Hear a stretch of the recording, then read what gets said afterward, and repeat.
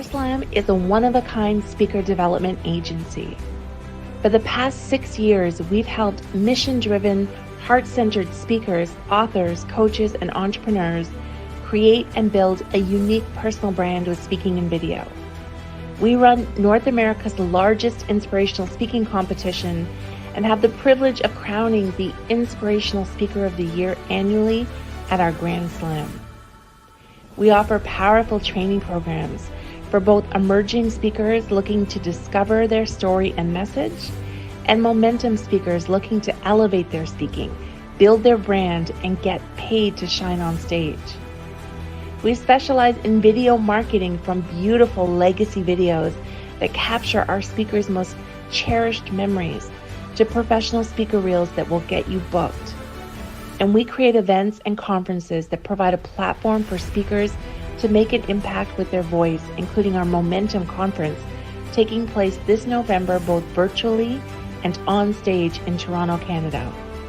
We have had thousands of speakers on our stages and watched incredible transformations as they went on to build their brand with speaking, landing book deals, press, and documentaries, getting paid to speak, launching movements, and finding themselves on coveted TEDx stages.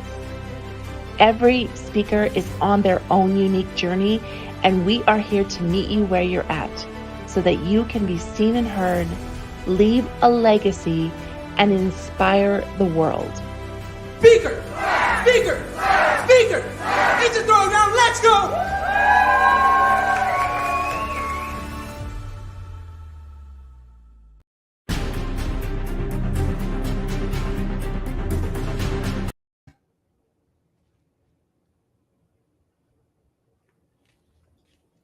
Hello, and welcome to our finale gala for Amplifying Voices Women's Empowerment. We are your event producers and your host for the evening. I am Navi Bliss. And I'm Katie Romagnolo. So thank you so much for being here. Thank you so much for being so generous with your hearts, with your wallets, with your time for this unbelievable cause. We appreciate you. This event would not be possible without you. So we're just going to start by telling you a little bit about ourselves. So I am Navi Bliss. I am the cultivator of confidence, demystifier of personal relationships, love and relationship coach, speaker, soon to be published author. And the thing that I am the most passionate about is helping people to feel good in their own skin every single day so that they can show up and have the best relationships, have a thriving business, and just feel good. Yeah, absolutely, Navi. And I'm so excited to be here with you tonight because this is really close to my heart. As a spiritual business coach, I help people step into their most authentic version, to awaken their own magic, to really lead a life that is full of all of the wonder that we didn't realize we were missing as children, and step into our adulthood where, we kind of do the things that we need to do rather than stepping into our full glory and the passion that we have. So being here tonight with you and having this amazing full week of so many inspiring workshops, and all of our contributors that have been doing the workshops in our private Facebook group, for everyone who's been joining us, we really want to give you a huge thank you. There has been so many phenomenal sessions. If you have been with us watching, you have heard just experts on self-love, and we've had chakra healing, we've had breath work, we've had financial literacy experts, we've had amazing collaborations of speaking career coaches, and our absolutely wonderful opening ceremony with Asha Frost. And if you missed the opening ceremony, we have her closing as well tomorrow morning for this beautiful event. So thank you for joining us. Thank you for your time. And thank you for contributing for all of the support and the efforts with the humanitarian crisis in Ukraine. Yeah, and I want to talk a little bit about that, right? Because this is a huge crisis, and this is why I was called to this, right? This is what Amplifying Voices is about, and Amplifying Voices Women's Empowerment. The thing that I am passionate about is raising women's voices and raising women's issues. And this crisis, it's a humanitarian crisis, but it is really affecting women and children the most because they are the ones that are displaced.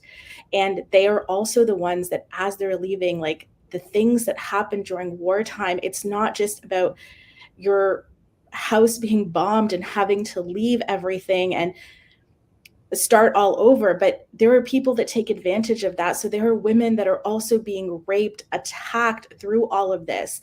Right now, the numbers are, they think approximately 7 million people have been displaced internally inside of Ukraine, and over 13 million people have had to flee the country and are externally displaced. So if you can imagine just overnight having to pack your bags and just leave with a few things that you can carry and start your whole life over again, what that would be like. And that's why all of you being here and you donating, you are making a difference, you are contributing. Some of the things that the Red Cross is doing is it's providing supports to people that have had to leave. It's providing reception, so there's somebody there to meet them. It's putting them in contact with places to stay, safe places, putting them in contact with people who can provide mental health support, because that is also so crucial. And so your donations here are making such a big difference. So we just want to say thank you. And this is the finale night. We do have our closing ceremony tomorrow, but we also still have a special part of this event, which is an online auction. So I will be posting the information for the online auction that will continue throughout the end of the month. We've had our generous presenters donate some really amazing prizes. And so it's another opportunity for a win-win for you to get something for yourself, for you to invest in yourself, and to contribute to this amazing cause. Yeah, and keeping the momentum going. So as I mentioned, all of these amazing workshops and presenters we've had, if you haven't had a chance to see all of this incredible value with over 30 different types of workshops, there's still time. And we'll, have all the details posted as well and sent out to you, because if you have someone in your life that could really benefit from leaning into their own brand of authenticity, or having that benefit of meditations and breath work that our experts have been providing, then we can still connect you with all of that amazing content, and we have access for up to a year. So please continue with the conversations and all of the amazing presentations that are going on tonight as well. So yeah, we're going to start this night with a powerhouse speaker. So I'll let you go ahead and do the introduction, Katie. Yeah, I am really excited to announce our first speaker for the evening. We have Gina Hatzis, who is going to be speaking on the art of disappointing people. A recovering journalist, Gina has spent the last 27 years as an international corporate and public speaker, specializing in soulful leadership, conscious communication, and epic empowerment. I follow Gina on her social media. It's epic empowerment, so get ready. She is also a blogger, a writer, a spoken word artist, and the host of her show, Spiritual G-Spot, broadcasting in over 70 countries worldwide. Gina has also had viral videos amassing over 50 million views, and was recently on a global tour as the spearhead and visionary for the Too Much Woman movement, a platform for women to fully shine in their glory. Welcome, Gina.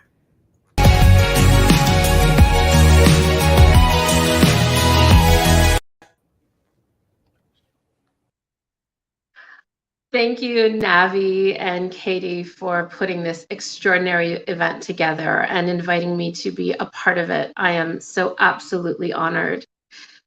I want to tell you a story of when I was in the 4th grade. I checked out a book from my school library called The Bad Dreams of a Good Girl. And it was a story about a bad girl named Lottie.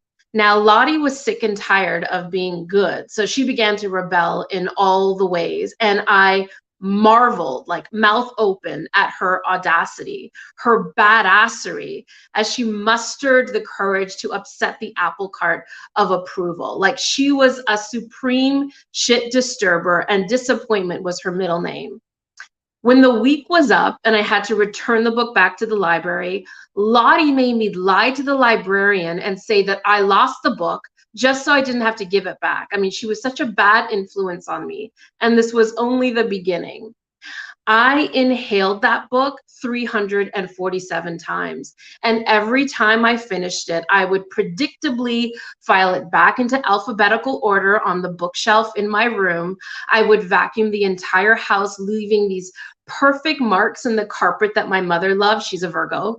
I ensured that I got straight A's. I would set the table for dinner without being asked. I would smile pretty and keep my mouth shut, as any good girl would do. But the spirit of Lottie remained dormant in me. Like she was patiently trusting that in time she would be called forth to play a pivotal role in my life. Now, she snuck out once in a while to provoke me. I mean, you can't really expect her not to try. She showed up later on in grade 4 when I stole my best friend's older sister's bra because I wanted to know what it was like to wear one. She showed up in grade 8 when I pretended to go to choir practice on Mondays when I was really meeting a boy behind the portables.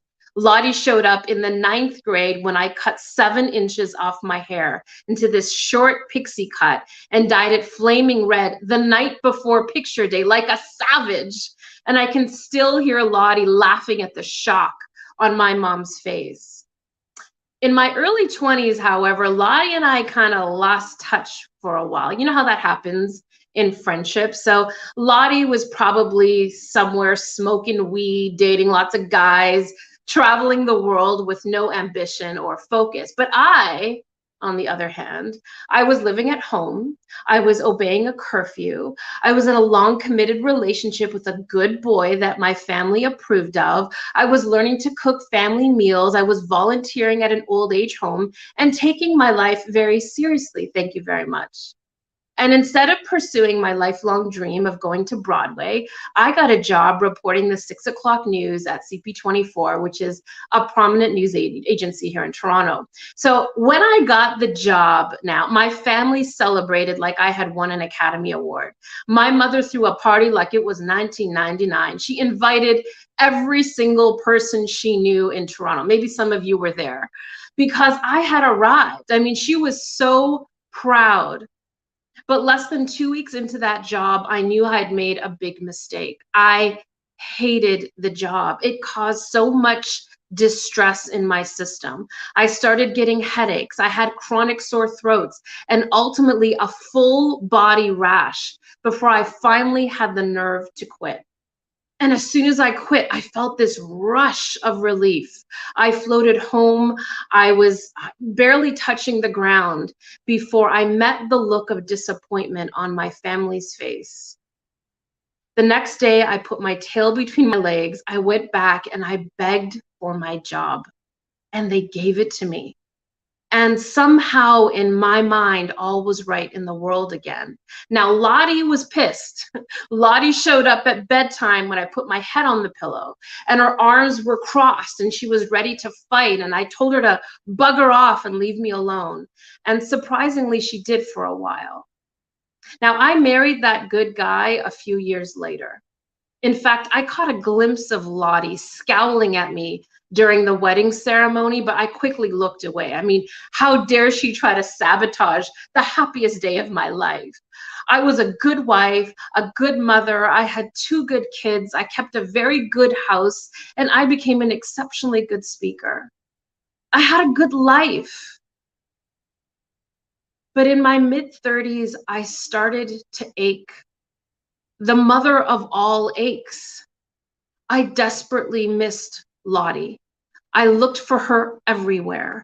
I started blowing off friendships, breaking promises, ordering takeout instead of cooking home-cooked meals. I started letting my body go, picking fights with my family. Look, I even quit the PTA.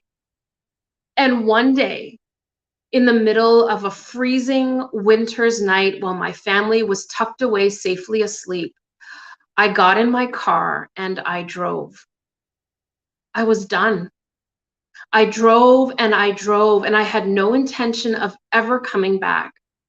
And as I drove, I fully expected Lottie to show up at the side of the road. Like, where was she? And as I drove, that goodness was just dripping down my face. And I was screaming into the cold night, "Fuck you, Lottie. Deserter. Where were you when I needed you the most?" I pulled the car over to the side of the road, and I adjusted the rearview mirror so that I could wipe my face. And there she was, Lottie. She smiled. She told me that I was acting crazy. She told me that she liked it. I told her that I'd finally outgrown good. I told her that good was the skinny jeans from last season that never really frickin' fit anyway. I told her that good made me afraid of myself and my feelings and my desires.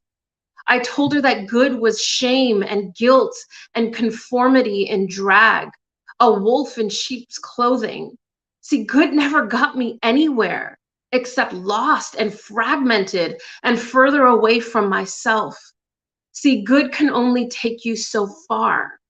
It takes you to the limits of acceptable before you run into truth. And truth is who you are. Truth heals. Truth will take you to the crossroads of regret and demand that you disappoint people. I'm in my 40s now. And Lottie and I, we sip coffee together on the daily. We laugh about the old days, about how I still sometimes feign goodness and desperately clamor to be loved. Lottie helps me pick out lingerie. She invites me to explore my sexuality. She dares me to post provocative pictures on social media. She nudges me to say unpopular things, to fight for social justice. She provokes me to tell the truth, even when I know it's going to cause trouble and let people down. I hate her. I love her. I need her. She's the friend that I want in my corner, holding the highest vision for me. And no matter how long you've been hiding in the land of good, truth is going to find you. And just like Lottie, she's going to set you free. Thank you.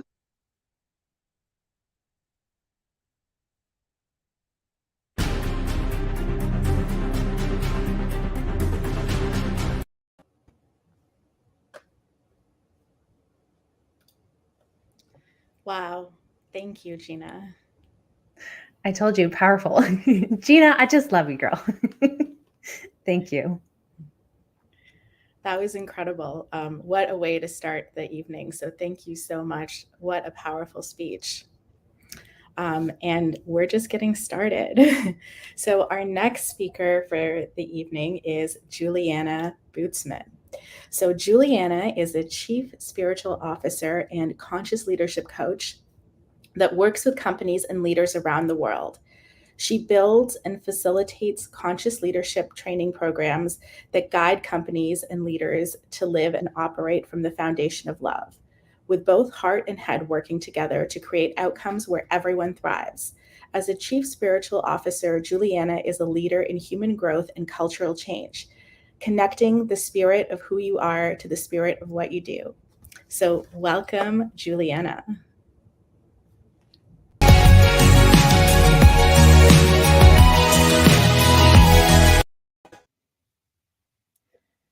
Hello, and thank you for having me. Whoa, Gina, talking about the truth will set you free. And the reason why we're here together is really to be able to raise these funds for Ukraine, a country that is fighting still for its freedom. My heritage is Ukrainian, and the story that I want to share with you tonight is really about that connection to our soul and that which continues on what Gina was talking about what really does set us free and bring us back to love. Moja dziewczyna, moja любов, moje serce, ja kochаю тебя. My girl, my love, my heart, I love you. When I was first born, she spoke to me. Wrapped in her gaze and her in mine, she whispered to me of my destiny. Until the age of 6, my mother spoke only Ukrainian to me, and my dad spoke only English. In my home, I was fluent in both, my mother's tongue and my father's language. Then it was time to start school, where my world expanded. New people, new communities, new life lessons, new languages. I was in a Ukrainian bilingual school until grade 6. I kept learning Ukrainian in school, but my mom started to speak less and less Ukrainian at home. By the time I was in high school, I rarely spoke Ukrainian. But on Sundays, we would go to church. Добрий день, баба and дідо. Добрий день, Uliana. My grandparents and I greeting each other, good day. And then they would inevitably continue asking me questions and speaking to me in Ukrainian, and I would do my best to respond back with those questions in my mother tongue. I knew it was rude not to respond in the language you're spoken in. But my grammar was a mess and my words were all over, and I would apologize for the loss of my mother tongue.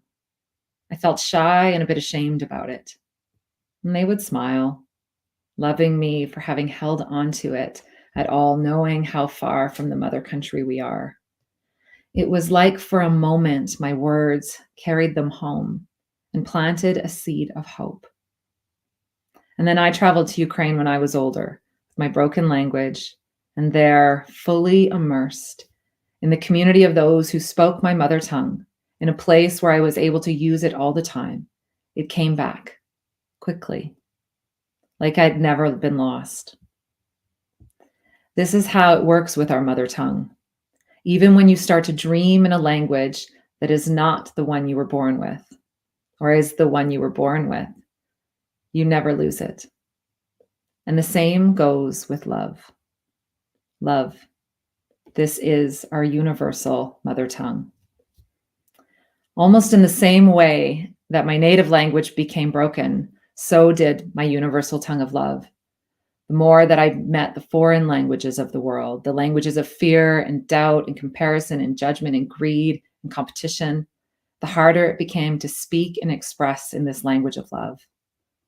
And in the same way that I returned to my mother tongue is how I returned to love. I decided I wanted to. I used it even and especially when it felt uncomfortable, awkward, weird, or inconvenient. I took myself to places and created experiences where love was the only language that could be expressed, and I returned there every day. Little by little, I began to hear, see, and speak in this universal mother tongue again. It had felt like so long since I had really expressed this pure language of love. Had I ever really spoken it at all? But my mother, she keeps reminding me of the first moment she met me. It was only love. My mother's words to me have always been, "Tsa tvoya doля," go to your destiny.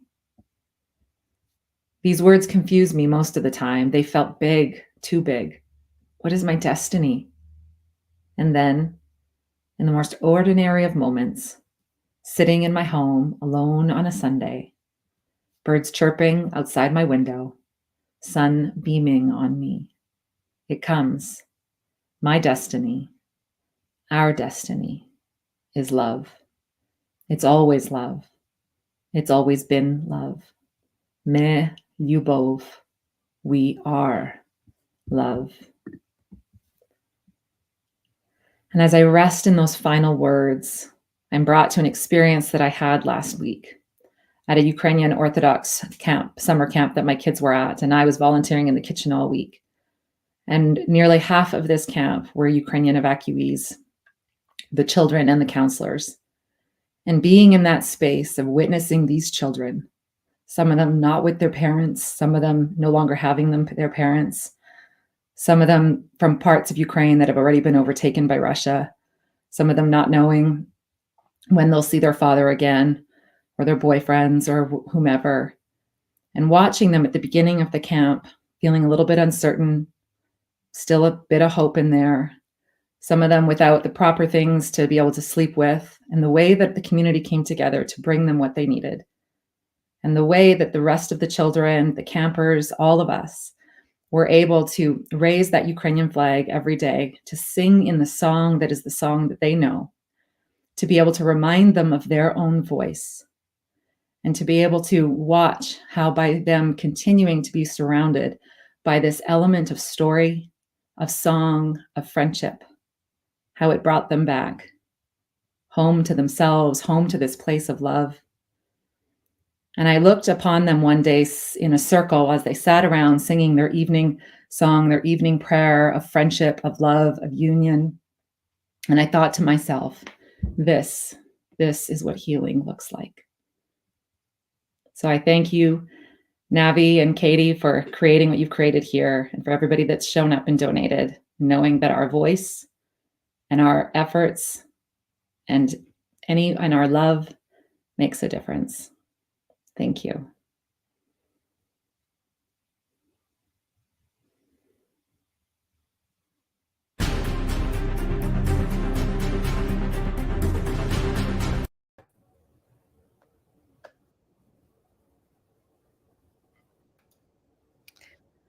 Wow. Yeah, thank you so much, Juliana. I have heard you speak several times, and I have to say, every time I absolutely love the grace and power and just the calm sentiment, the beauty in your words, and they really resonate with me tonight, and I'm sure with many of you listening and watching at home. So thank you so much for being here and for sharing your story. Very beautiful tonight. Yeah, and for reminding us what we have to hold on to when it doesn't seem like we have anything. Yeah, absolutely. All right. And with that, we are going to move on to our next powerful speaker tonight, Ingrid Palmer, who is just such a beautiful soul and light. Ingrid is the Director of Agency Partnerships and Learning at Up with Women, an award-winning speaker, a diversity and inclusion consultant, and the founder and CEO of Focus on Ability, a campaign designed to encourage individuals to triumph over adversity, combat discrimination, and promote universal belonging. As a partially sighted sexual abuse survivor, former foster kid, Ingrid uses storytelling to highlight traditionally unheard perspectives of social and systematic inequity within an intersectional lens. Her stories bring the interests of voices pushed to the margins back to the forefront and build community and connection between diverse groups. Welcome, Ingrid.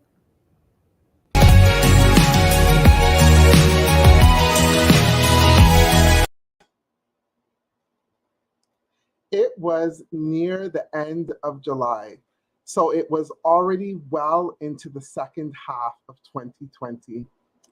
And with the average life expectancy in Canada being 80 years of age, I was also already into the second half of my life.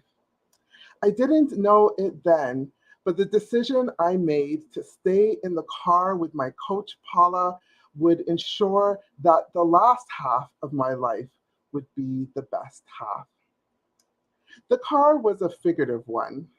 It symbolized the journey that my life coach and I were embarking on together. I was in the driver's seat, meaning that I determined the speed, maybe whether the windows were up or down, or the temperature of the AC, or the heat, and primarily the route. But my coach, she had a magic map, and she could highlight for me alternative routes that I could take, where certain off ramps were located, or tell me the location of strategic pit stops where I could get some needed resources. But one day, Paula called me out on my driving habits, and I didn't quite like that. She was confronting me on several missed sessions and some that I had shown up late to. She let me know that she didn't really care to be a passenger in my car the way that it was being operated. She said that I was not respecting either her time or my commitment with my behavior.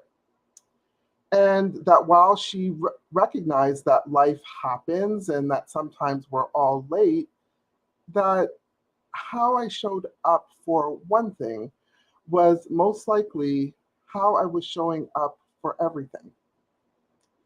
That last line really, really stung. As a person with a disability, I had spent a large portion of my life combating low expectations, aversion to alternate ways of completing tasks, and ableist attitudes and judgments in general. And what the hell was she talking about? I was doing extraordinarily well with my speaking engagements. My volunteer work was on track, and I was producing media on perspectives of disability issues that was really impactful. Yes, I had missed a couple of meetings and I'd been late for a couple more. I had 2 kids and a husband. That's a lot of responsibility. I listened with triggered ears, my body tense and flushed, as Paula said that if I were to make some, necessary adjustments to my driving, that, would be more respectful and comfortable for the both of us, that she would stay for the ride. In the moment, it was just taking me back to some unconscious traumatic experiences that immediately flipped the defensive switch with me. But now the ball was in my court. Should I throw her out, park the car and jet, or maybe even bolt while it was still running? I mean, I'm not going to put up with being criticized, right? I'd come too far, fought through too much mud and flack to give in now, right? I thought about all the progress that I had made over the years in combating adversity and with my own personal development. Her words, though, just kept ricocheting in my head. How you do one thing is how you do everything. I thought about it.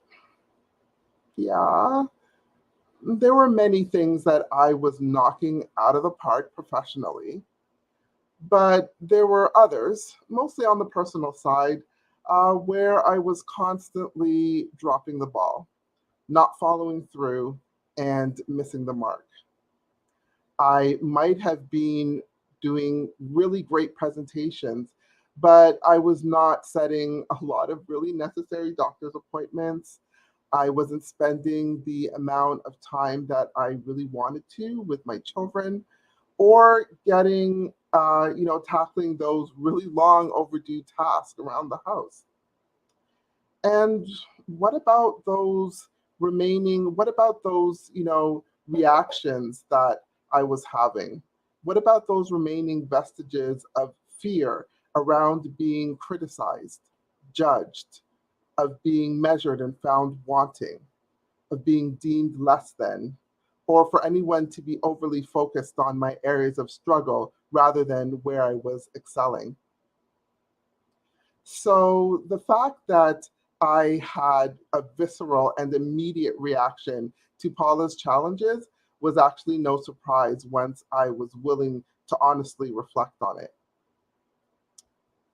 How you do one thing is how you do everything. I didn't want to admit it, but she was right. And my spirit was just restless with the weight of the truth. What would going forward cost me, though? Staying in the car meant sitting in discomfort. It meant looking in the mirror and facing my flaws, acknowledging my areas of need and growth without making excuses. Before I could change my mind, I wrote Paula an email admitting the veracity of her words. I had not been showing up fully and bringing my full self to the relationship. I outlined my ways of processing information, renewed my commitment, and created an accountability plan. And then I hit the send button before my ego could stop me. I chose to stay in the car and continue the journey. Staying in the car meant being open and vulnerable to building trust with my coach, tackling those limiting beliefs and behaviors that no longer served me, and helping, going along with her to get familiar with having exactly what it was that I wanted. It's not easy for any of us to look deep inside and confront the aspects of ourselves that need improving. But for those who are able to dive headfirst into that abyss, you'll definitely and inevitably come through that excursion better for it. I learned that giving yourself excuses not to do the things that you needed to do only kept you stuck. We have the power to determine and design the lives that we want, but that proverbial clock is ticking.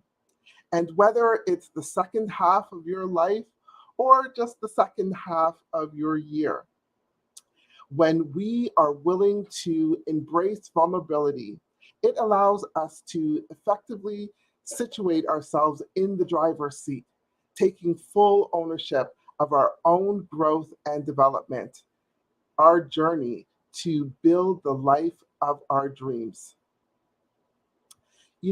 I have been many different types of women in my life. I have been the advocate and I have been the anarchist. I have been the inventor and the explorer. I have even been the teacher and the warrior. But the woman that has brought me the most value in my life has been the vulnerable learner. Thanks, everyone.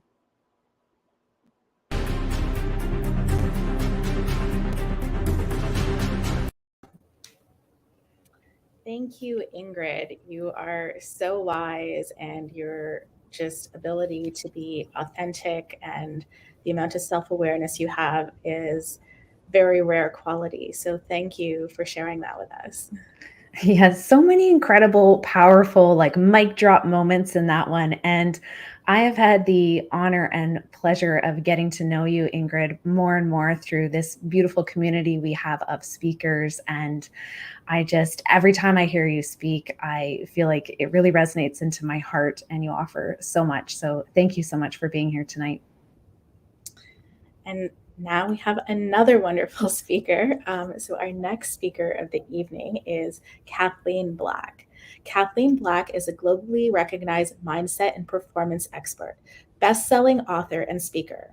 Kathleen was awarded the Iconic Leaders Creating a Better World for All.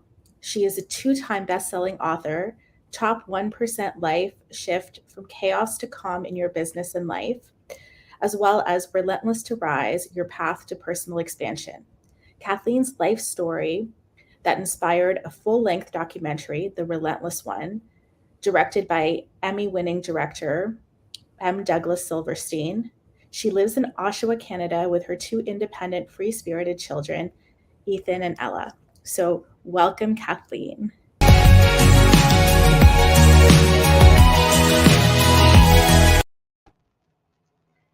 Hi, everyone. Good evening. Thank you for having me, and thank you for organizing, all of the organizers, such a wonderful and important event. As was just mentioned, I had recently had a documentary released about my life story, and some of you can probably anticipate how nerve-wracking something like that might be. So just before we had the world premiere of The Relentless One in Palm Springs, California, I decided that I needed to do something physically to expand myself mentally to prepare for this level of somewhat international vulnerability. So March 2022, I found myself on a trek in Peru. And for some of you who might know the Inca Trail, I did the Salkente Trek, and the Salkente Trek is the highest and most difficult. So as my son and I landed and started to, prepare and acclimatize to the heights in Peru and Cusco, my son started to Google different information. He said, Mom, this says that for most people, if you're at 15,000 feet in the air, most people would be unconscious. Like, this is why planes are adjusting your oxygen levels. And I kind of laughed. I said, Ethan, that can't be true, because of course the mountain was 15,000 feet. Well, we did summit the mountain. It was extremely hard. It was beautiful. And we thought we were in the clear. We went down several thousand meters descending after we had gotten to the peak. And it was freezing rain. It was freezing. It had been raining the whole way up. And there was some sleet. And so you can imagine we were basically frozen. And we were extremely happy to start to descend down the mountain on these rocks and cobbles. And it was quite a challenge. So the next day when we woke up and we had arrived in the jungle, we thought the coast would be clear. We're in the jungle now. We're going to enjoy life. We're going to, everything's green and lush and beautiful. And if you've ever done hiking or trekking in a high altitude space, you know that as soon as you start to descend, you get your energy back and you feel like not $1 million, you feel like $1 billion. When you start to come down from that peak, you feel like you could hike 2 more mountains because the effects of the altitude kind of just drop off of you. And it's a beautiful experience. So the next day we had full energy, we're ready to go, and we start to go into the jungle. Now, we had a Sherpa with us, Elvis, and Elvis is very educated on the Inca ways. He taught us a lot about the traditional traditions and beliefs of the Inca. So it was very, very exciting for us to be in the jungle and learning more and be out of this difficult trek up to the peak. So we start to walk, we're setting off on our way, and we're on paths that are right on the edge of the mountain, because the jungle is not fully, we're not in the Amazon River, and we're no longer in the Andes up in the mountains. We're in the middle, so to speak. So you're on these paths that are, couple people wide on the side of the mountain going through. Out of nowhere, Elvis says to us, we need to pass this mountain now. There's been a landslide. We either pass the mountain now or we don't pass it at all. Now, my son is 19. We felt like we were on a grand adventure and thought, fantastic, we're safe, right? Now, I want to pause for a minute and say, in North America, we have this idea of inherent safety, right? When we're on a tour or we're doing a trek, when we have a guide. I need to really emphasize that in Peru, this is not the same. This is not the same thing. So we decided we would continue on. We got to a point where we're, foot over boulders, right on the edge of a waterfall that if you fall down, it's hundreds of feet down. And we thought this was great fun. Nothing is too difficult yet. We get to a portion of the mountain about 5, maybe 8 feet. That's just slid down again. And they had created these paths that go up and over. So it's, decent. It's like maybe 3 foot hiking boots wide. So my son and I up and over, and we think, okay, we've done it. They said there was a landslide, no big deal. Continue trekking. Finally, about a kilometer or 2 up the path, we come around the corner and we see it. And it is a massive, fresh landslide. So it's about 40 feet of the mountain that have completely fallen. Now, I want to explain, this isn't 2 days before. This is hours before we're there in the morning. And our guide looks at us and he says, we have to cross this. There's no going back. The road is washed out behind us. Cars can't get through. We can't go back the way we came from. It'll take us hours and hours to reroute. We need to cross. And I'm looking at this 40 feet and there is no path. The mountain men, as they call them, those who have lived in the highlands, the Sherpas, they walk over with their feet to literally create a path. So I want you to picture, if you have a hiking boot, which I do, I want you to picture how wide your hiking boot is. And I want to explain to you that this path they've created to cross a fresh landslide that is completely straight down pitch on the mountain is not even as wide as my hiking boot. I look at this path, I look at my Sherpa, I look at Elvis, and I'm like, I can't do it. I start to shake, my chest is beating out through my shirt, and I'm freezing. And for those of us who have a lot of training around mindset and anchoring ourselves, I happen to have a lot. I have more than 15 certifications. I'm well trained in mindset and performance. So I thought I can anchor myself, I can get solid. But I kept looking at my son, 19, and I thought, I don't want to watch my son die. I don't want to watch him go down that mountain. I don't want him to watch me go down that mountain. So I finally got to the point where I said, okay, Ethan, I want you to go first. So eventually it was Ethan's turn. He had a little bit of trouble, which scared me because he's a super strong, capable man who's many, many feet taller than me. And he got across with a little bit of difficulty. I looked at Elvis. I still couldn't ground myself. I couldn't calm down. Like, I can't do it. I can't pass this. And he looked at me. He's like, I'm going to go with you. I'm going to help you. And I was like, I don't think I can. So Elvis helped me, held my hand so tight. I had a ring on my ring finger that was actually the emblem of Virgin Mary and mother energy. And he was holding my hand so hard that the ring was digging into my fingers. And we were halfway across the landslide. And he looked at me and he said, Kathleen, Pachamama has us. And Pachamama in Peru is Mother Nature. He said, she takes care of all things and she's going to take care of you. It's going to be okay. Every time I stepped forward on that path that was not as wide as my hiking boot, my boot slipped. Every single time. And I was terrified. I was frozen. There was nothing in me that wanted to cross that path. And everything in me wanted to go back. We finally got through to the other side, literally with Elvis dragging me across. And there was still huge boulders and a huge escarpment that we had to climb down. And I looked at him and I said, I'm going to cry now. And he said, Are you sure? Yeah, I'm going to cry. Just give me a minute. We got through the other side. And I definitely did cry. And it was interesting for me because everything in me, my intuition told me not to cross. Everything in me said, this is unsafe. You're not going to get to the other side. You're not going to make it. Things are not okay. And I think about how many times in life that I've had to do something big. I've had to take an educated risk. I've had to invest in myself to get myself out of a hard situation. And my intuition didn't say go for it. My intuition said retreat, go back to safety. Don't put yourself at risk. And some of the times when it's most important for us to go forward are the times where our body can lie to us because it's trying so hard to protect us in that fear state. And I learned something very, very important that day in Peru. Now, what I learned is that sometimes when we don't feel confident to move forward, we don't feel confident to pass that landslide or to leave a difficult relationship or to take on a new business venture or to figure things out with kids on our own, right? Or to be in a very difficult area where we don't have safety right now. Sometimes when we don't feel confident to move forward on our own, it's because we're not meant to. We're not meant to. We're community-based. We need mentors and support people and people who are going to help us cross in our most difficult moments. And I remembered something really important to me, that when we help others cross difficult times, during times in our past that were really hard for us, times that a lot of us walked alone, we change our past. We rewrite our history.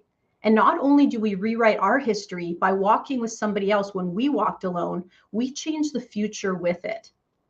Now, many weeks after that hike, my energy healer, my guide at home, said to me, Kathleen, where was your faith on that mountain? What happened? Like, you're a woman of such confidence, of such faith. How could this pass have shooken you so much? You hiked across the Camino de Santiago, 840 kilometers on your own in 2020 across Spain, and you weren't ever fearful. You told me you never were. But I think nothing happens by accident. And some of us are here to Sherpa people across. And sometimes in life, we're being Sherpa'd across. We're always both. And I needed to remember that in order to be able to Sherpa people through, I also need to let others Sherpa me through and help me get to a place of guidance. And it's a humbling memory for me. It's a humbling reminder for me. So I want to end on that note and just say it one more time.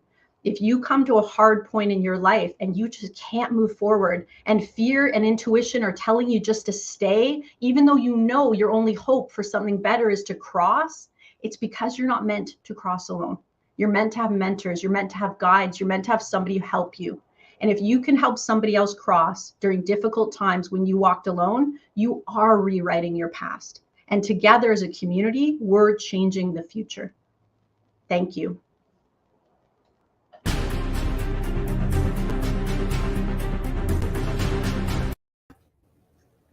All right. Loving every moment. First of all, I'm going to jump in before Navi here because I just want to say loving every moment of that, Kathleen. And it really reminds me of the very first time that I spoke on a stage was actually an opportunity that you gave me at your Ultimate Team Summit back in 2019. And it's just the power of somebody giving you an opportunity, giving you a chance, reaching in and gaining that community and stepping through the fear as well. So thank you so much for that powerful story tonight. Yeah, and reminding us that we have the opportunity to rewrite our own stories by helping other people. That's a really powerful message. Thank you. Yeah, absolutely. All right, we have this amazing evening going on. I love the shift in dynamic from each speaker. And up next, we have Shiva Duty. Shiva is a successful technology leader with over 14 years of experience helping some of the leading financial institutions in Canada transform their business challenges to propel massive growth. Shiva also runs his own coaching platform, Shiva for Joy, to empower technology leaders and teams to joyfully transform their challenges into opportunities for growth.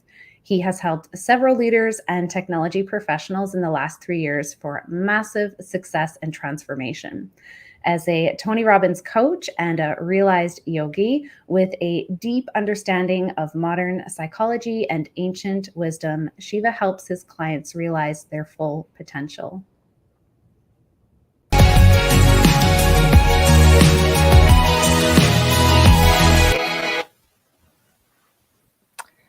Thank you. Thank you, Navi and Carrie. As I was doing my morning yoga, suddenly something hit me. Not an idea or thought, but a glimpse into the future. A future that I could hardly believe, but I knew I cannot escape. It was the death of my mom. I immediately called her. She was fine and asked me the same question. Shiva, did you eat? As days passed by, every cell in my body echoed the truth that I don't want to accept. Like many, I was curious about my future, but I hardly knew it takes enormous courage to face it. The next 2 weeks were the most horrible days in my life, as I couldn't even share about my pain with anyone. On July 25th, I called home to wish my dad on his birthday. It was like a festival at home. I haven't seen my parents so joyful in the recent past.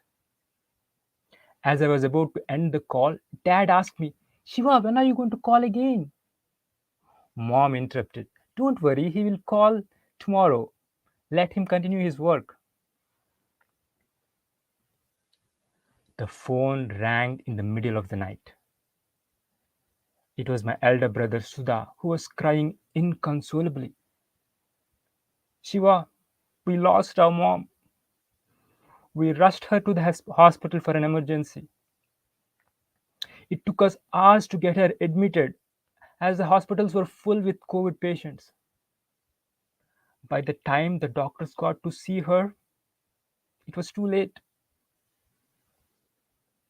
As I ended the call, I was neither shocked nor did I cry. It was as if weeks of pain has dried down my tears.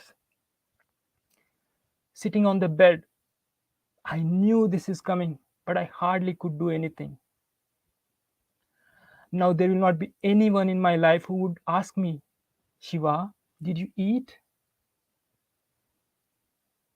The next day, I got to see my mom's last pictures on WhatsApp. She was lying on the bed in deep sleep, a sleep from which she will never be able to wake up. Just a day before, she was so joyful. On my dad's birthday, she prepared his favorite dishes to make his day memorable. Her joy is in the giving. That's when I realized for me to be joyful again, it's only through giving. All my mom did all throughout his life is to make sure no one goes hungry. The pandemic has created so much suffering and hunger across the world. I felt the best way to honor mom is to feed the hungry. I started a fundraiser to feed the hungry during the challenging times. Instead of suffering the loss, I focused on reaching out to friends and followers on social media to help raise funds. I managed to raise more than $2,000. I donated the funds to charities in India and Canada to feed the hungry. As I focused all my energy in giving beyond myself, joy and fulfillment returned to my life. Friends, the millions have lost their lives during the pandemic, leaving several million hearts broken that needs healing. We might crave for as much love and compassion, but it will never be able to mend our hearts. Instead, if we focus our pain and channel it to give beyond ourselves, it will fill our hearts with joy and fulfillment. The joy is in the giving. The joy is in the giving. The joy is in the giving. Thank you.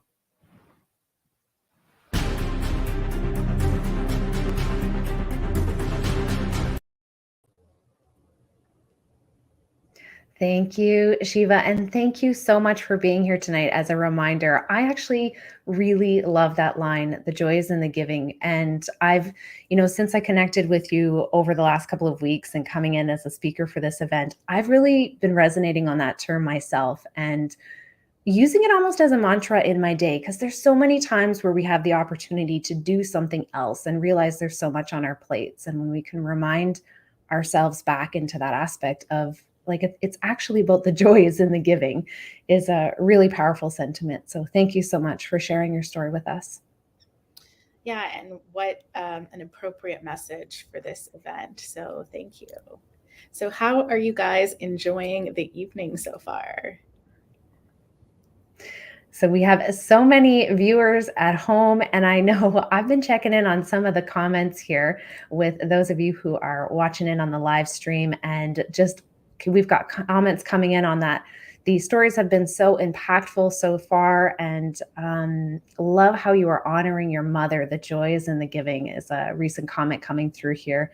Thank you so much for being with us tonight. Navi, how are you enjoying the evening? I'm loving it. Everyone has been amazing. We've had such an amazing lineup so far. So many different emotions being evoked here. And I think this is actually a great time to maybe work through some of those emotions, have a little stretch. What do you think? Yeah, absolutely. Let's shift up the energy as we head into some more powerful speakers and give us a chance to move our bodies around. So we have a Intensati workout led by the amazing Emmy Russo from Trinity Transformations to help us move through our emotions, to help us get the blood flowing again and get re-energized so we can be in a great space for the next lineup of amazing speakers we have coming at you right after this. So welcome, Emmy. Are we loving this Amplifying Voices event? It has been incredible, and we've been sitting for a while, so I want to get us moving and grooving and having a little bit of a break. So if you are able, I invite you to stand up with me. We're going to do a little bit of Intensati. And the cool thing about Intensati is that you can do it seated if you need to. Now, if you're able, I encourage you to stand up and let's move our bodies, minds, and spirits all together. Here we go. Never done it before. I want to encourage you to just let go of any expectations, any worries, and let's just move. Our first move is accept. So we're circling our arms inwards towards the back, towards ourselves, accepting what is here. This move is called accept. And you're going to repeat after me the affirmations. And we say, I accept my life. I accept my life. I accept my life. I accept my life. Just think it. This is accept. You can dance it if you want. Whatever you like. 8, 7, 6, 5, 4. Now to strong. Punching to the corners of the room. It's a grounded move. Really punching out, extending. There you go. You got it. This is called strong. As it is today. As it is today. As it is today. As it is today. Just think it. This is the move strong. 8, 7, 6, 5, 4. Back to accept. 8, 7, 6, 5, 4. Strong. Accept. Strong. We do everything for 8 counts. And we say, I accept my life as it is today. I accept my life as it is today. Yeah. I accept my life as it is today. Last time, think it, accept. Strong. Now love in action. Hit your heart twice, then hit your thighs. Bending if you can. If this is easy, you can go to this. This is love in action. Hitting the heart and our thighs. Or you can hit the floor. You do your best. Whatever that looks like. Love in action. And we say, I accept myself. I accept myself. I accept myself. I accept myself. Just think it. Love in action. Accepting yourself. 8, 7, 6, 5, 4. Faith. Punch up. Punch down. This is faith.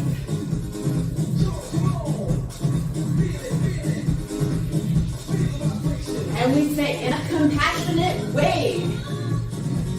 In a compassionate way. In a compassionate way. In a compassionate way. Just think it takes. 8, 7, 6, 5, 4, love in action.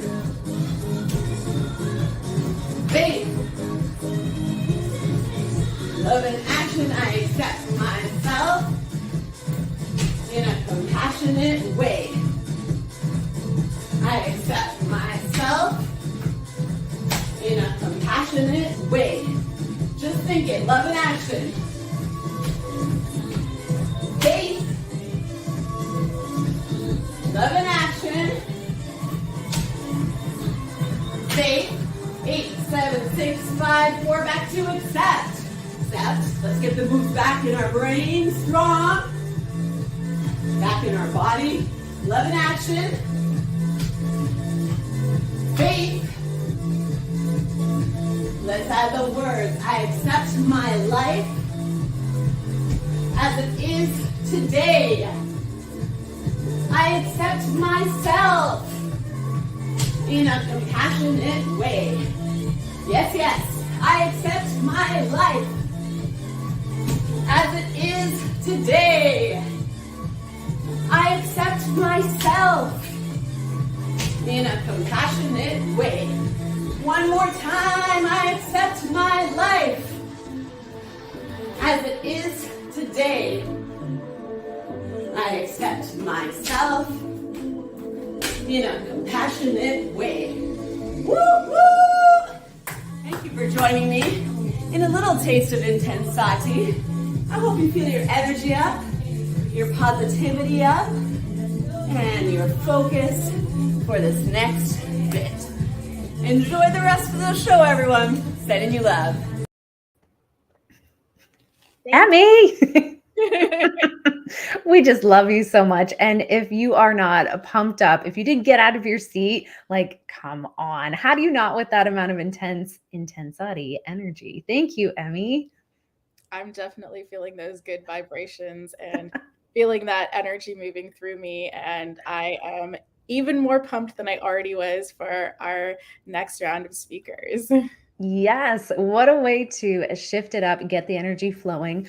I am excited to announce one special lady here. Soul sister, I love you so much, Rena Rovinelli, who is one of the co-founders of Speaker Slam in connection with Amplifying Voices. I love you so dearly. Rena has recently been named as one of the top 25 women of influence of 2020. She is the co-founder, as I mentioned, of Speaker Slam, a speaker development agency with over 500 million views on their speakers' videos. Rena is a speaker coach who works with speakers to create their signature talk. I've worked with Rena, she's phenomenal, and has coached many Speaker Slam competitors to victory or viral success. She is the creator of Speaker Slam Booked and Paid Academy, Emerging Speakers and Momentum Conference, and as a passionate speaker, has had her own video go viral with over 5 million views. She has recently joined forces to create Platform, a program that empowers marginalized individuals to claim their voice and shift their narrative, and is running programs in nonprofits throughout the GTA. Welcome, Rena.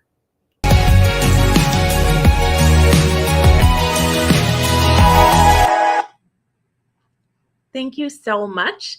I'm so proud of you guys. I'm so excited to be here. So I wanted to say, when I was a young girl, Mondays were a pretty important day in our household. They were almost an institution that was filled with excitement and hope. Mondays were going to be the first day of the rest of my mother's life.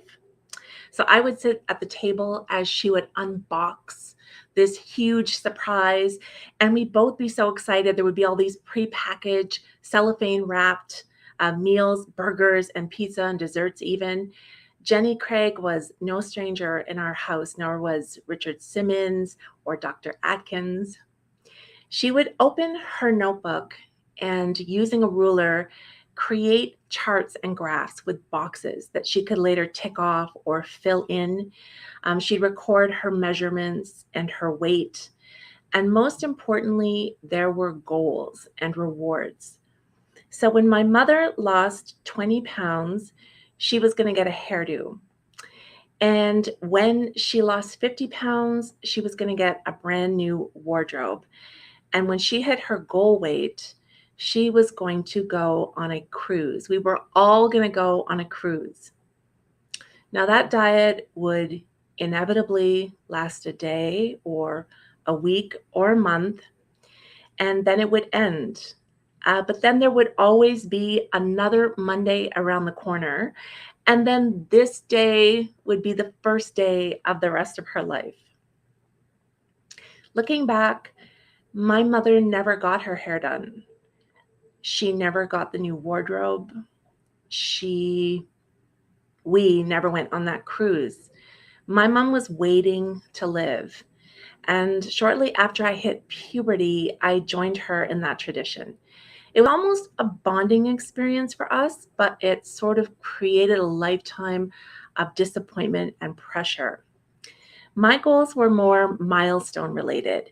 I was going to be slim for high school and popular and fit and happy, and that was going to be the first day of the rest of my life. And when that day came and went, I was going to be healthy and fit and powerful in university and live my dream life. And that was going to be the first day of the rest of my life.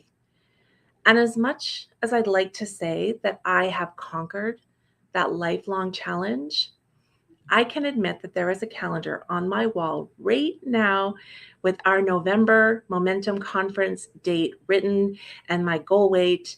And every month I have it X'd off because I haven't started. And I say, Monday, I'm going to start. What I am proud to admit is that at some point along my journey, I made a declaration that I wasn't going to wait to live. I bought the clothes. I took the trips. I started businesses. I got in the press and on TV and on stages. And yet, every single minute of every single day, I have to fight every ounce of resistance that is begging me to stay safely hidden until I reach my goal weight. That is the real truth. And I do that so that I can be the face of my brand and so that I can stand for people everywhere who have a voice and a purpose and a mission to make a difference in this world, despite their belief that they have to wait or that they have to hit a certain goal weight or that they have to look a certain way. So tonight, I am so proud to be here to support Katie and Navi and their mission for women's empowerment. And I just wanted to say that empowerment comes in many shapes and forms, including our willingness to release whatever it is that is holding us back or weighing us down from being our most brilliant, beautiful selves. Thank you.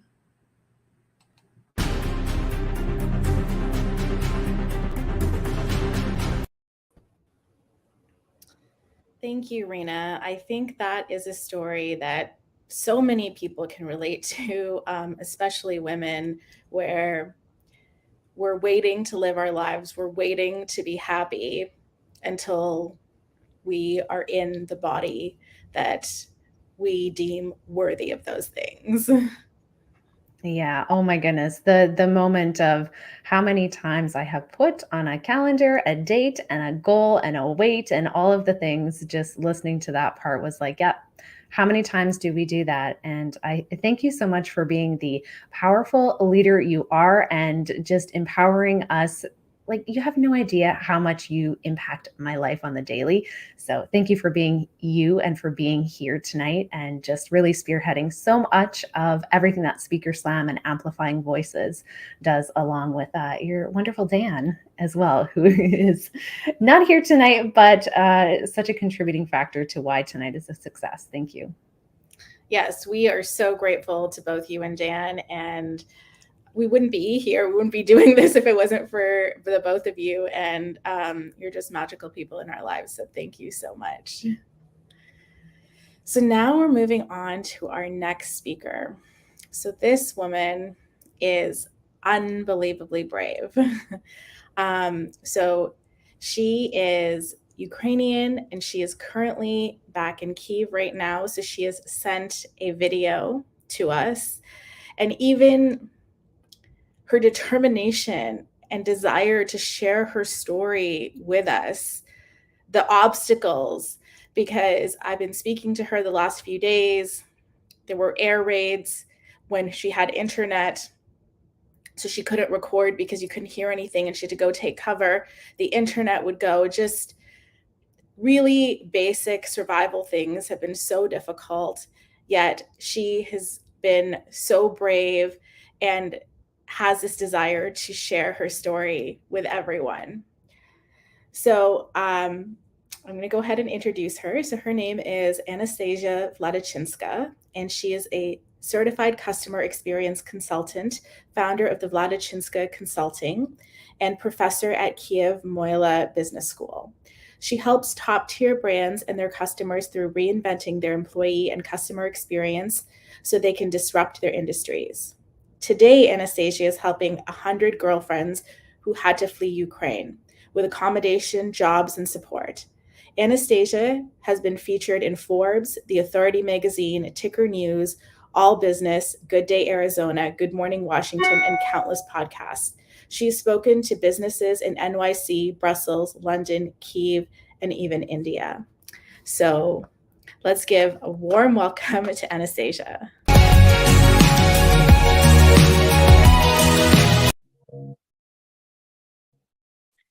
Have you ever thought that one morning you could wake up and lose everything?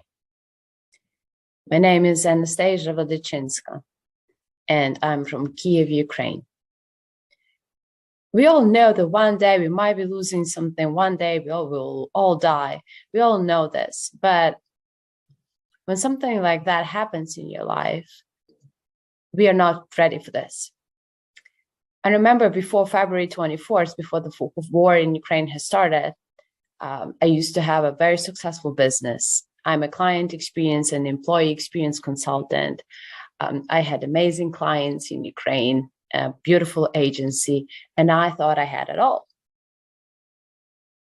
On February 24, I was on the business trip, and I had to run and flee Ukraine with just one suitcase.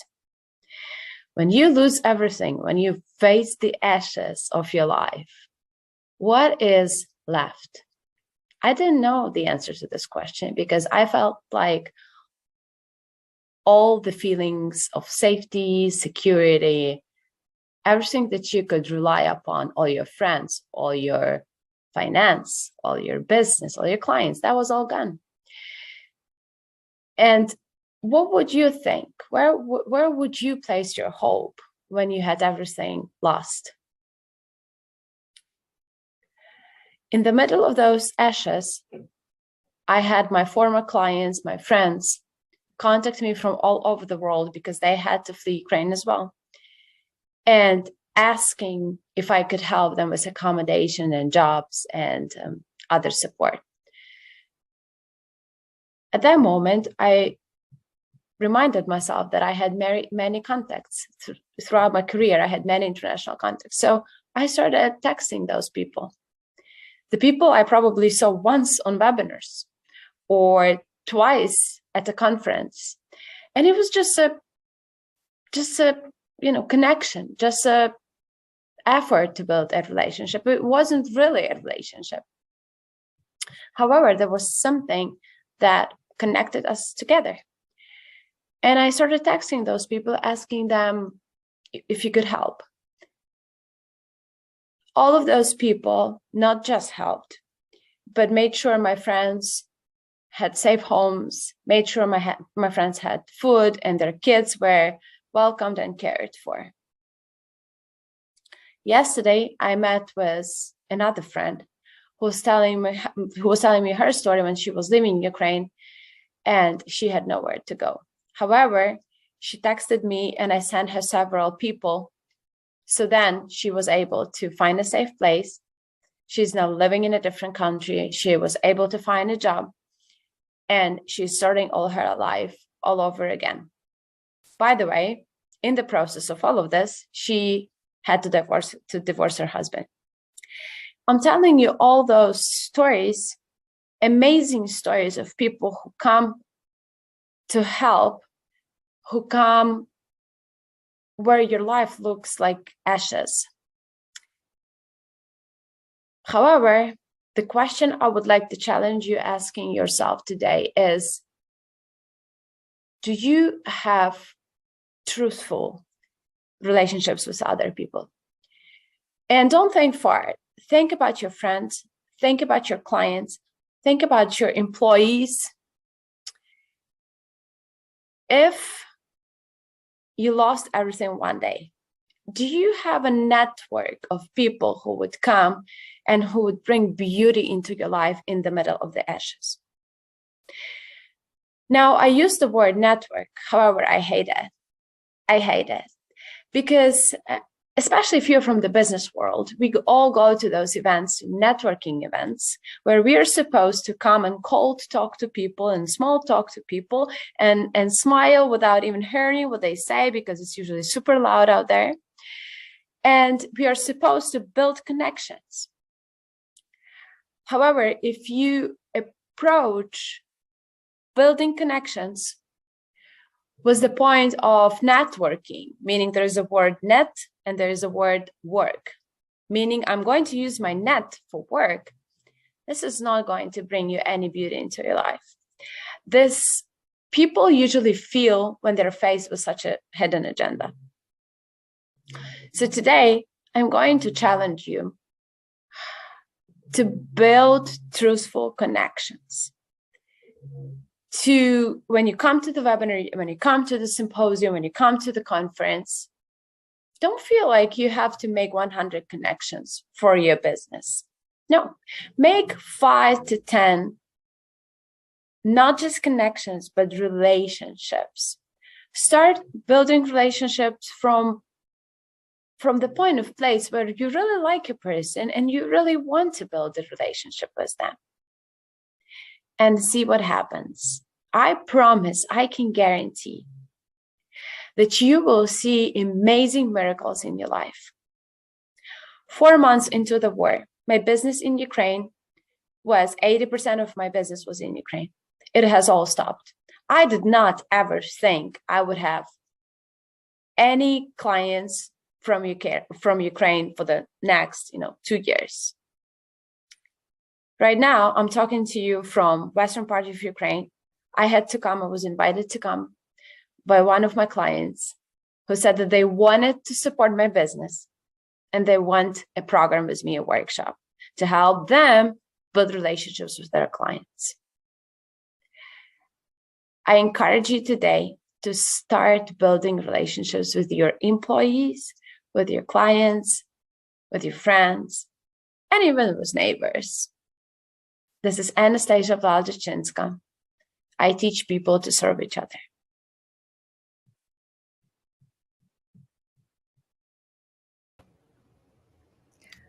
Thank you. Thank you so much, Anastasia, for just also shining a light on what really is still going on, and for, that we must also remember through building these connections, we never really know when we not only need somebody else through a network, but how we serve each other. And I just absolutely love the sentiment of where you left us there. And I thank you for your courage and being who you are and shining your light today. Yeah, thank you for bringing your message and your message of the importance of relationships. As a relationship coach, I definitely resonate with that so much, because really the quality of our life at all times, but especially in times of trouble, is dictated by the relationships in our lives. So thank you for highlighting that. And now we have another incredible speaker who has also become a dear friend of mine, Shireen Arif. So Shireen is an award-winning inspirational speaker with over 3 million global views, an award-winning 5 times best-selling author, a life transformation coach, an Ontario certified teacher, and a proud single mother of 4 beautiful children. Lovingly called the Coach Yoda by her students, Shireen offers transformative education through Be Your Own North Star programs and books. Shireen's life story of resilience has been translated into Beauty and the Beast as part of Dream Big docuseries. The film was shortlisted at the Toronto International Women's Film Festival 2021. Shireen is the recipient of the International Women Achievers Award 2020 and is a finalist for the Top 25 Canadian Immigrant Award 2022. So welcome, Shireen.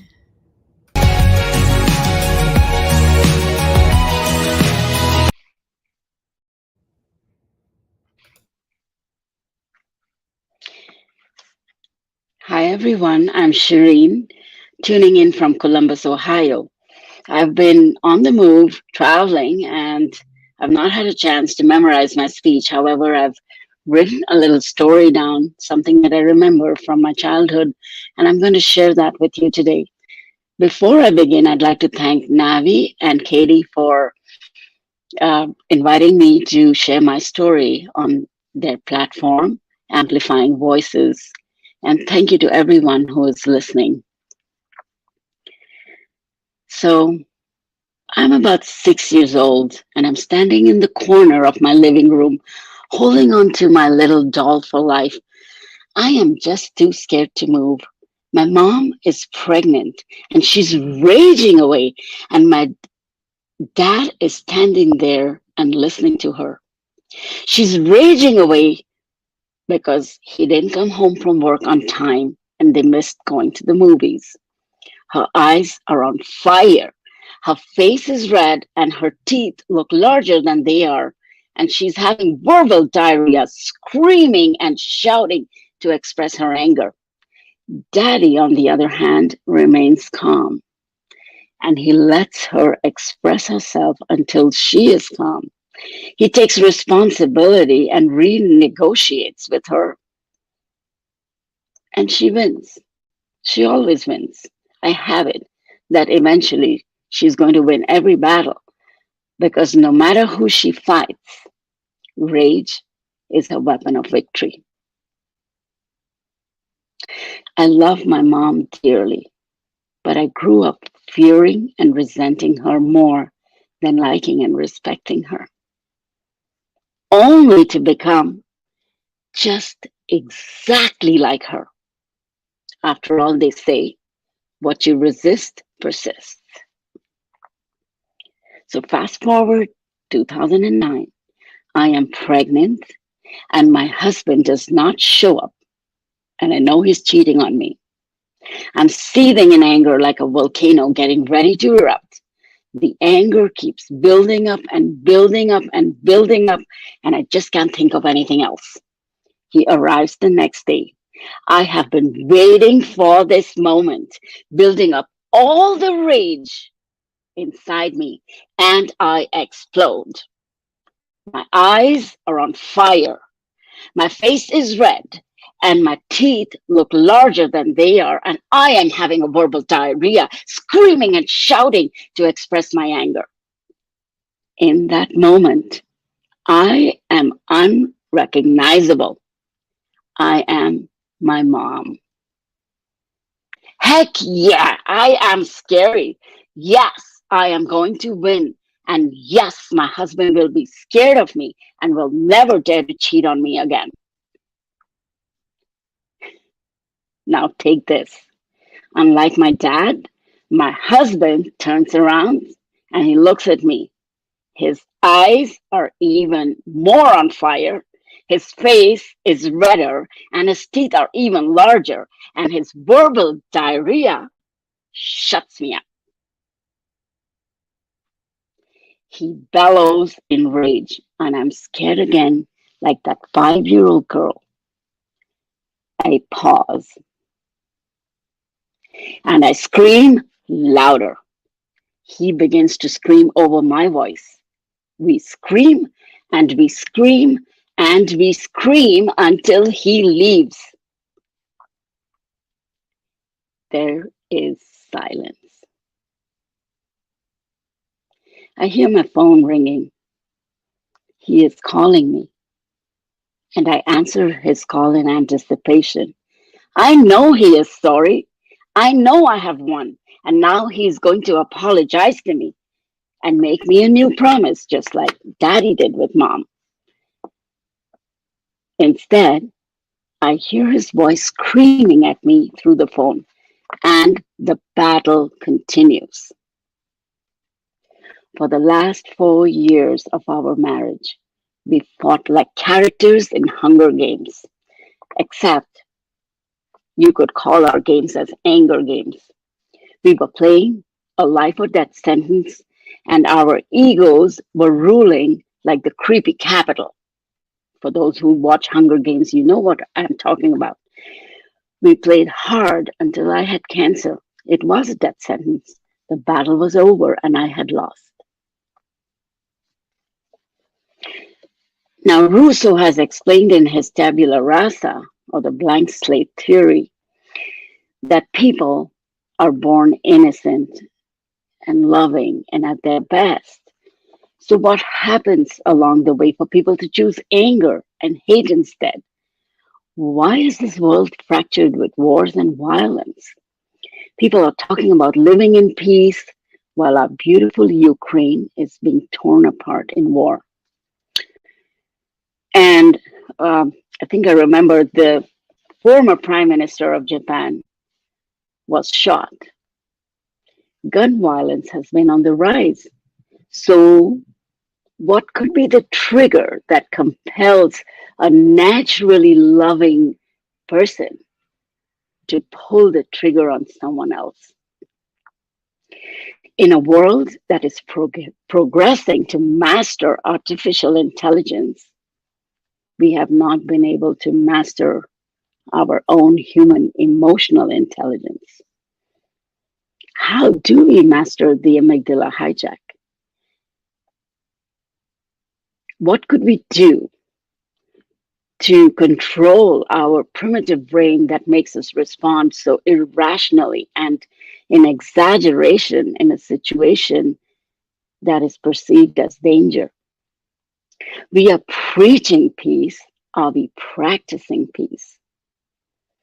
What happened after I survived cancer was a game changer for me. You see, all along I had it that my mom was the winner, but in fact, it was my dad who was the true champion because he chose to practice peace during times when it must have been the hardest for him to keep calm.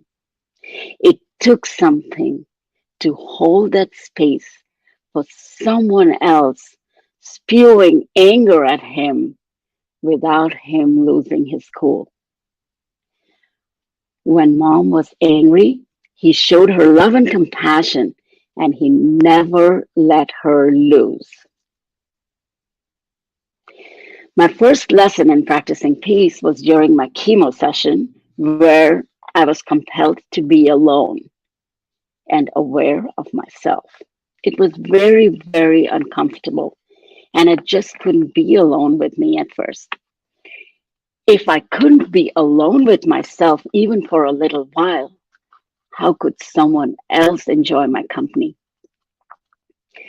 Self awareness led to self acceptance. I learned to be at peace with myself first before I could be at peace with anyone else. I began to meditate and go for solitary walks to practice peace and make it a part of my daily living.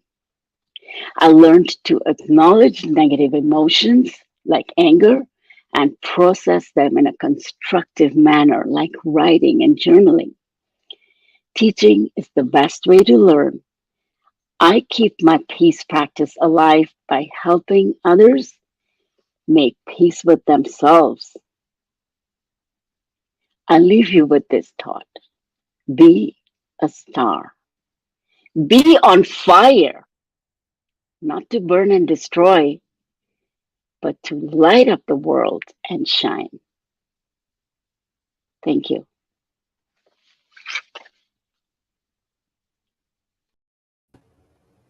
Thank you, Shireen. Shireen, thank you so much for joining us from the road and, giving us some time and attention and energy tonight with your journey. So thank you so much for sharing with us. Beautiful message of peace, right? It's so on point for this event, and how if you choose peace, you're the one that wins. Yeah, absolutely. And Navi, I want to turn my attention to you for a moment here and give you some serious love on this journey that we've been on together in producing this event. I want to thank you for how much you really come from the heart and everything that you've done in creating all of these relationships in the background too, and the technical details that go into this event. How much I just love and adore you for who you are. You're the vision behind tonight. And I would be so honored to introduce you as our final speaker of the evening here. You are a beautiful love and light, a certified love and relationship coach, and certified inspirational speaker. I have heard you speak many times, and your wisdom just comes through so beautifully. You're also the host of the Blissful Love podcast. Navi is a contributing author in 2 soon-to-be published books, Our Yellow Brick Road coming out in August, and Healing and Growth coming out in December. She has also been featured on Global News, CTV, A Plus Media, and A Chicken Soup for the Soul.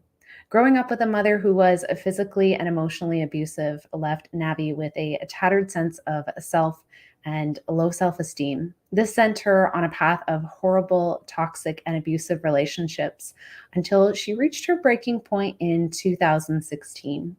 After walking away from an abusive relationship, after going on a healing journey, Navi was able to flip the script on her own life and is now determined to help others do the same. As a coach, Navi's mission in life is to help people fall head over heels in love with themselves so that they can effortlessly attract blissful love into their lives. As an inspirational speaker, Navi uses her own stories of overcoming childhood abuse and neglect to inspire others that anything is possible and they too can overcome any obstacle in their way. Welcome to the stage, Navi. It's the late 90s and I'm walking through the hallway at school when I see a poster for night classes. I rush to the guidance counselor's office and tell him that I need to sign up. Are you sure? You already have more than enough credits to graduate, he says. Yes, I beam. I love learning. But what he doesn't know is that it's really the fear of my mother and the desire to be away from her as much as possible that's propelling my desire for night school. He lets me know that the crowd is a bit different. On my first day, as I walk in, I'm suddenly second-guessing my decision. I look around and I realize these aren't the types of people that I'm used to. Most of them are older and they look like they have a criminal record. But as I walk into my room, I notice a group of kids who look nerdy like me sitting in the front and I breathe a sigh of relief. I walk over to one of the girls and I ask if I can sit next to her. She looks confused, but she says yes. What I know is that some of those scary looking kids in the hallway will be making their way into the room later and I don't want to end up sitting next to them. Smiling, I sit down next to her and start talking to her. She's sweet and easy to talk to. I chat with her all through break to avoid the criminal looking kids in the hallway. And then class ends and in no hurry to get home, I ask her if she wants to get ice cream. Again, she looks at me a little surprised. Yeah, I would love to. Thus began a weekly routine. There were many late night ice cream dates and homework reviews. It was fun, and then night school ended and we lost touch. Years later, I'm sitting on my living room floor, lost and paralyzed, a shadow of a person peeking out from behind a mountain of tissue. My marriage has ended. My husband had an affair and a child with someone else while we were still married. I'm wondering how I can go on living, if the world might be a better place if I didn't exist. The pain of rejection burned so bright inside of me. I'd already survived a childhood of torment and abuse at the hands of my mother. Not having her love had left a hole the size of an ocean in my world. Now to be rejected again by someone who had vowed to love me for the rest of his life? How am I supposed to move on from this? The problem clearly has to be me. It seems like no one can love me. I'm on the edge of an emotional cliff, ready to let go. It feels too painful. With each passing month, I fall deeper and deeper into this pit of despair. The tears keep flowing, lubricating my hands, making my grip on this emotional cliff harder and harder to hold on to. I can feel myself slipping. Ding! Something jars me back to reality. It's a message notification. Grateful for the distraction, I open it right away. As I start to read it, more tears start to flow, but for a different reason. I'm in shock. This message? Now? Dear Navi, I don't know if you even remember me. I've been wanting to send you this message for a long time. I don't think you realize the impact you had on my life. I was struggling so badly when we met. Things had been bad at home and life was really hard. I wondered if I even mattered to anyone. I was on the edge of an emotional cliff, ready to let go. Until you came along. With your smile and your warmth, you offered your friendship and kindness without hesitation. You made me feel like I was seen and mattered, and by doing that, you pulled me back from the edge without even knowing it. Life is good now, and I'm really happy. I got married to a wonderful man and have a baby, and I'm so grateful that I didn't go off that cliff. And that is very much because of you and the kindness you showed me. I wanted to write you this letter to say thank you. How could this be coming to me now, when I'm on the edge of that same cliff, questioning if I matter? The letter was from the girl I went to night school with. I remember her, of course, but we were never that close, were we? She was just a night school friend. How could I have had any impact on her life? I barely knew her. I hadn't done anything special. I had just been myself. And then I realized this was the universe answering my question. I mattered. I was enough. Me being me, showing up in small moments of kindness had been enough to save someone's life. And her showing up in gratitude had been enough to validate my existence and save mine right back. I learned that no kindness is ever wasted. All the love you put out there is making its way back to you when you can see it and when you can't. The small moments are the big moments. Your existence alone has the power to help heal someone in ways you may never even realize. So never underestimate the healing power of the smallest kindness. Your smile, your radiance, your warmth are creating ripples of impact that just may be the thing that changes someone's life.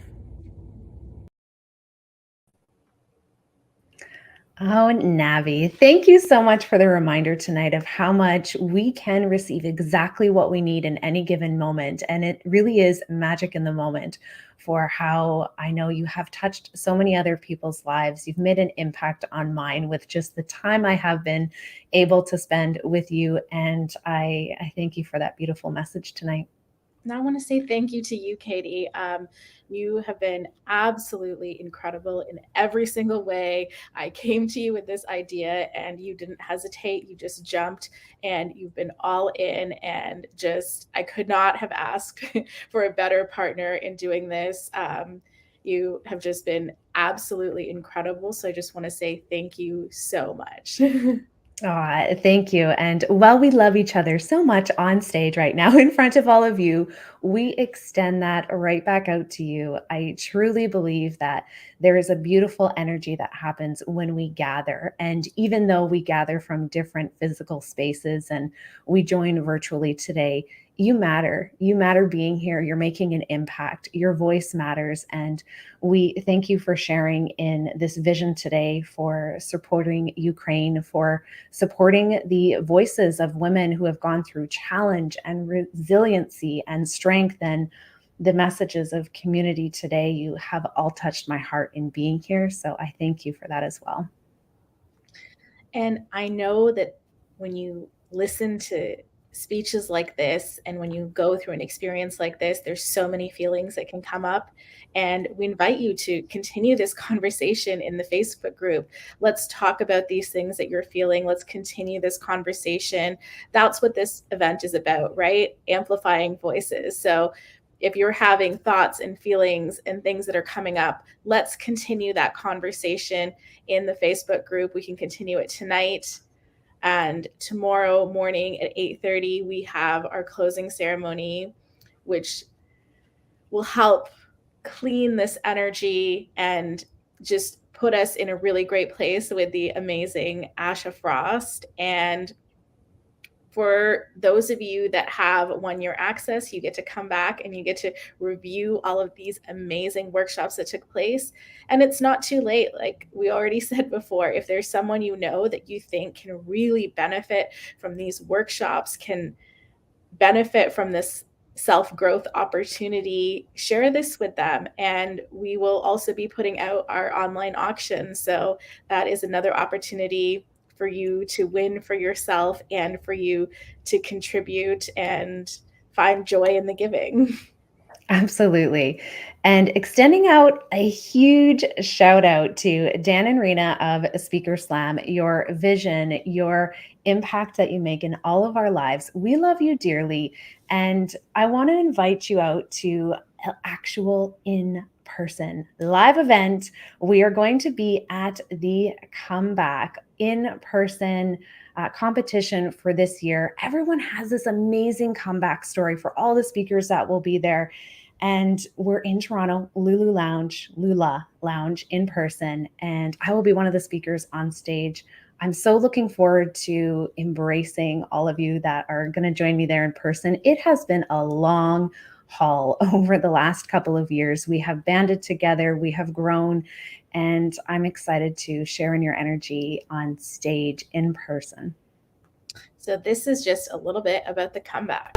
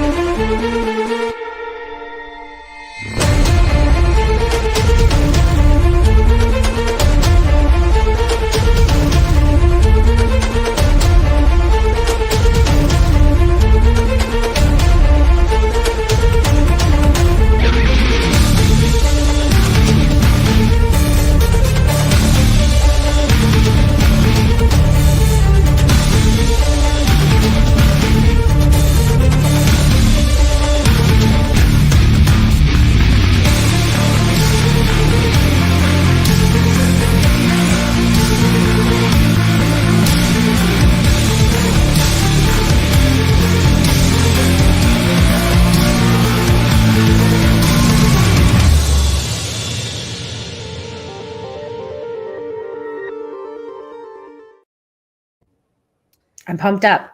Yes. Are we done? Because I'm now pumped up. That is the comeback. You can get tickets at speakerslam.org. There is streaming tickets if you're not in Toronto and you still want to tune into this event. It is possible for you, and there are in-person tickets available. And you all felt the energy here tonight, and that's just amplified when you're in person. So if you have the opportunity to show up in person, you definitely want to do that. And you'll get to hear the amazing Katie speak as well and share her comeback story. And who doesn't love a comeback story? Absolutely. I don't know if I'm more excited to be on stage in person again or to actually hear all of these inspiring stories for everyone that will be there. So, extending out just a huge thank you again to our speakers tonight, all of our workshop presenters over the week. You have made such an impact in my life personally and in everyone's lives who has been donating. We thank you so much for your energy, your donations, your time. And as Navi said, please continue the conversation. Reach out to us. We love your energy and support. Continue the community. Yeah, thank you so much. You're the ones that made this event possible. Without you, there wouldn't be an event. So we thank all of you so much. So thank you to everyone, Rena and Dan, Katie, everyone. Let's just start a big love fest and gratitude fest and end the evening on that. Absolutely. Wishing you all an amazing evening. Thank you for being here. Thank you.